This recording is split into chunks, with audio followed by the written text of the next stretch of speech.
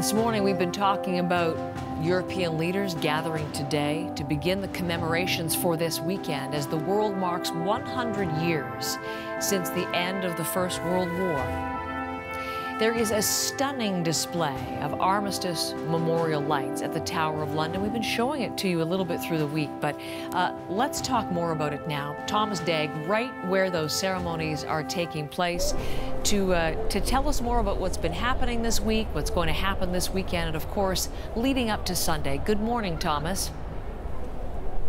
Good morning, Heather. You know, London is known for its spectacular commemorations of the World Wars, and this year is no exception. Here at the Tower of London, it's sort of become the focal point for the year's most spectacular commemoration of the armistice of the First World War 100 years ago this coming Sunday. Every night they've been lighting 10,000 torches, and throughout the evening it gets brighter and brighter inside the dry moat of the Tower of London. And it's going to go on every evening until what they call Remembrance Sunday, November 11th, to mark the armistice, of course. As is usually the case, the royal family taking part in commemorations. Yesterday, Prince Harry put in a cross, a memorial cross outside of Westminster Abbey, part of the Field of Remembrance, which is organized annually by the Royal British Legion here.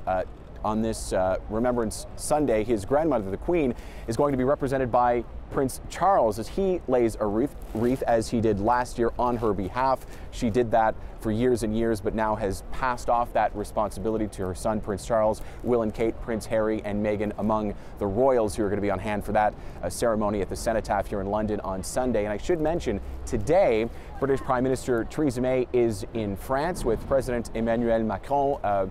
May says it's important to highlight those two countries' shared history and future, which is very timely as Britain leaves the EU, an organization that was set up to essentially avoid these kinds of wars between neighbors, Heather.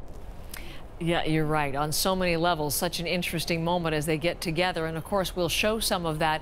Thomas, this Sunday, it's also worth talking about the Tower of London, another of the classic buildings in London, St. Paul's Cathedral. There will be a number of Canadians traveling for a special commemoration at St. Paul's. Tell us about that.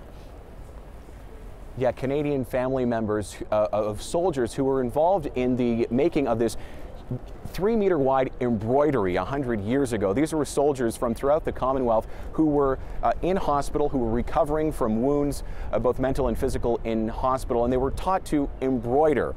There's still a lot of mystery surrounding the history of this embroidery, but we were speaking with a family in Port Dover, Ontario, whose grandfather was involved in this, and they said it gave him a lot of dexterity and helped him overcome shell shock, what they called back then. Here's a volunteer historian at St. Paul's telling us about the Canadian connections to this embroidery.